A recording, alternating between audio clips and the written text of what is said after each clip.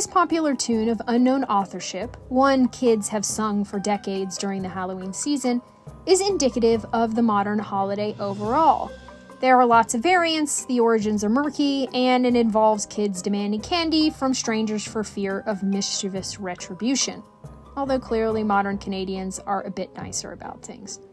Of this odd Halloween endeavor, comedian Rita Rudner once joked, quote, "All my life my parents said never take candy from strangers, and then they dressed me up and said go beg for it," end quote. Yet while this practice may seem a very modern one, in some ways trick-or-treat is far older than you'd think. Now, Samhain certainly involved feasting and celebrations, but there does not seem to have been a common practice of giving out treats to others. Instead, down the road a bit in medieval Europe, specifically by the 1200s and the 1300s, those observing All Saints' Day were said to practice something called souling, which involved lighting bonfires, placing candles on family graves, or feasting to commemorate the dead. More importantly, in some areas, souling also involved the poor going around to beg for bread, which became so popular that, quote, "it was believed that for every piece of bread given to the poor, a soul could be redeemed from the fires of hell," end quote. Indeed, as the English Augustinian monk John Merck wrote in 1380, quote, "Wherefore in olden time good men and women would this day buy bread and deal it for the soul that they loved, hoping with each loaf to get a soul out of purgatory," end quote. Admittedly, that's a lot of responsibility for bread to shoulder, but I'm sure it rose to the occasion. You're welcome.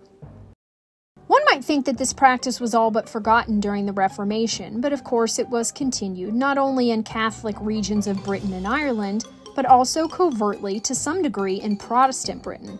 A new dynamic was added in 1605 with a major English political event called the Gunpowder Plot. King James I, the new King of England, was a Protestant, which some radical English Catholics were a tad upset about, and that's what we call understatement. As a result, a group of conspirators decided to get out their rage the old-fashioned way by plotting to blow up him and his family using, you guessed it, gunpowder. Their plan was to do this by hiding barrels of gunpowder in the basement of Parliament, which, believe it or not, was available for rent and storage in 1605. Yes, the British government was that hard up for cash in the 17th century. The plot, luckily for James, was uncovered on November 5th, when a man named Guy Fawkes was caught red-handed in the basement, allegedly preparing to light the fuse. Thereafter, Guy Fawkes Day, or Bonfire Night, became a regular holiday in Protestant Britain, and celebrations involved lighting bonfires, shocker, constructing figures dressed as Fawkes, called effigies, and then lighting them on fire. Burning an effigy was a common practice in the medieval and early modern eras in Christian Europe, the belief being that burning a figure representing someone, if even their disinterred remains at times, had the power to punish them in the afterlife. For example, the papacy was so pissed off at the English cleric John Wycliffe that 45 years after his death in 1384, they ordered his body dug up and burned, his ashes scattered in a nearby river. Sometimes people really just need to let things go. While seemingly an archaic ritual, believe it or not, people still burn others in effigy all the time. In addition to communal pyromania, Bonfire Night traditionally also involved eating potatoes and toffee apples, as well as allowing children to collect money from adults in order to buy fireworks. All in all, the holiday is sort of like the 4th of July, if the 4th of July revolved around the capture, torture, and execution of Catholic conspirators bent on blowing up the King of England because of his life choices. Well, I suppose the two holidays aren't that different. The irony. In any event, these various traditions certainly influence the philanthropic aspects of the Halloween season. And yet, despite these possible historical influences, in some ways trick-or-treat is very North American. Covering the trick part first, as soon as the holiday became more commonly practiced in the later 19th and early 20th centuries in both the US and Canada, causing mischief grew to be a key, notorious element of Halloween celebrations. In 1866, the Daily News reported that, quote, "The old-time custom of keeping up Halloween was not forgotten last night by the youngsters of the city. They had their maskings and their merrymakings and perambulated the streets after dark in a way which no doubt was mightily amusing to themselves, end quote. In 1895, the Halloween Gazette included a lengthy article about Halloween practices in the then American territory, even including an illustration of youngsters stealing fence gates as a sign of their mischief-making. A subsequent New York Herald cartoon from 1907 even satirized the mischief, showing the damage being done on All Hallows' Eve. Despite the fun, reveling and pranking became so common and so intense that where once the police were known to look the other way, they had to start cracking down on the growing disobedience because of the damage being done. In 1850, the Kingston, Ontario Daily British Whig not only featured a short blurb about a stolen large iron gate, but on the same day, one editorial noted that, quote, the city should be held liable for damage done on Halloween. Then perhaps ample protection would thereafter be afforded to the citizens. Such wanton destruction of property as occurred on Friday night is inexcusable and should not have gone unpunished, end quote. One 1902 editorial in the Cook County Herald remarked that, quote, many innocent parties were victims of cowardly Halloween tricks committed under the shade of darkness, and considerable property damage resulted. No intelligent person will stoop to such dirty tricks. Those who commit depredations should be exposed and required to make good all damages. A healthy lesson or two would cure the perpetrators of their penchant for deviltry. Most everybody enjoys a joke or fun to a proper degree on suitable occasions, but when property is damaged or destroyed, it is time to call a halt. We would advise the public to load their muskets or cannon with rock, salt, or bird shot, and when trespassers invade your premises at unseemly hours upon mischief bent, pepper them good and proper, so they will be effectually cured and have no further taste for such tricks, end quote. Indeed, incidents of destruction were quite out of control by the 1920s, some pranks causing literally hundreds of thousands of dollars of damages, serious injury, and even a few deaths. Things came to a head in 1933 when the destruction was so widespread that, echoing the Great Depression's Black Tuesday, people began to refer to the 1933 holiday as Black Halloween.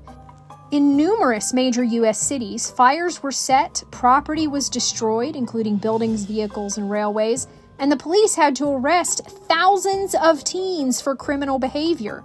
Minneapolis even created a map of juvenile delinquencies, of which there were more than a few, because many major urban centers were contemplating banning celebrations entirely to avoid the chaos. Instead, community groups, schools, and even local governments worked to create Halloween events for the public to attend that would hopefully channel the mischief. By the late 1920s, major cities like Los Angeles organized carnivals and parades, hoping to, quote, transform the annual celebration from a night of vandalism to one of fun for all, end quote. Small towns followed suit, and soon community celebrations were common, although this does not seem to have reduced the madness, at least initially.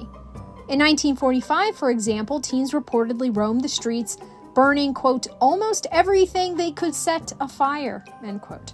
There were riots in Toronto, called the Q Beach Riots, where literally tens of thousands of youths lit fires, turned on fire hydrants, and caused widespread destruction to businesses. Things got so bad that the police had to tear gas a crowd just to keep them from rushing inside a police station and freeing some young people who'd been arrested earlier in the evening. The U.S. Senate even tried to get Harry S. Truman to intervene in American celebrations in the 1950s, although that came to nothing. Something tells me that the Korean War took up a lot of his time around then. Just a guess. So what did work? Well, that's the treat part of the trick-or-treat dynamic.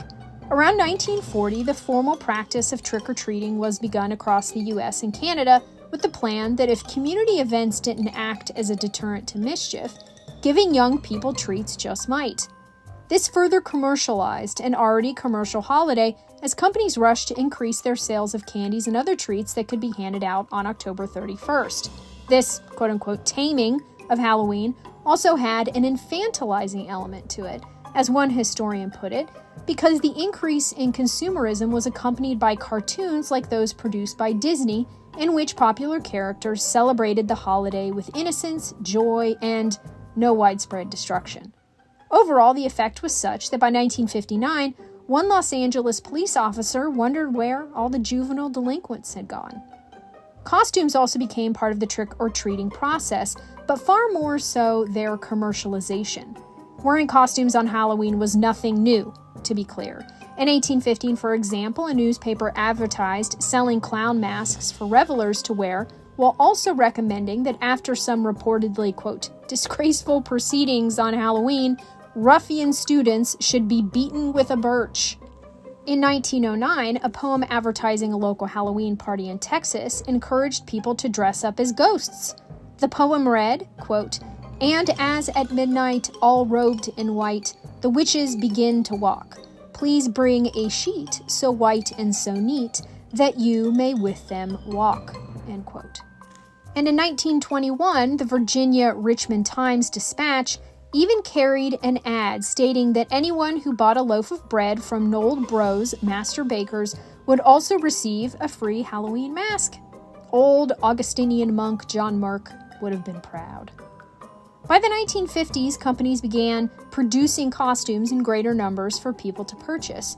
Procured regalia soon began to replace the predominantly homemade accoutrement of decades past. My own mother's yearly Halloween costume creations admittedly evidence to the contrary. Costuming was then integrated with the growing popularity of trick-or-treating, while the growth in mass media dictated that offerings resembled characters in popular culture more and more. This is why, by the 1960s, Halloween ads not only offered up princess and astronaut costumes, but also masks of Mickey Mouse, Donald Duck, Yogi Bear, and Quick Draw McGraw. Trick-or-treat has since thrived in the United States, along with both the celebration and commercialization of Halloween. The trick element of the holiday has been mostly forgotten, at least if we set aside eggings, toilet papering, haunted house attractions, and fixed carnival games. Although we should be glad that pyromaniacs no longer roam the streets, for some reason it's still really hard to throw rings onto the necks of glass bottles. It's a work in progress, I suppose. Overall, though, some historians assert that Halloween has been so embraced because it is a time to break convention and upset the social order, with trick-or-treat being the focus of that impulse. That's certainly an argument, as the above historical details can attest. So let us continue the tradition, not only because I like candy, but also because it's a time for both young and old to embrace the very opposite of normality. As the insightful Lucy commented in The Great Pumpkin, Charlie Brown, quote, "A person should always choose a costume which is in direct contrast to her own personality," end quote. Let's just leave aside the arson. Seems a fair compromise for free Twix.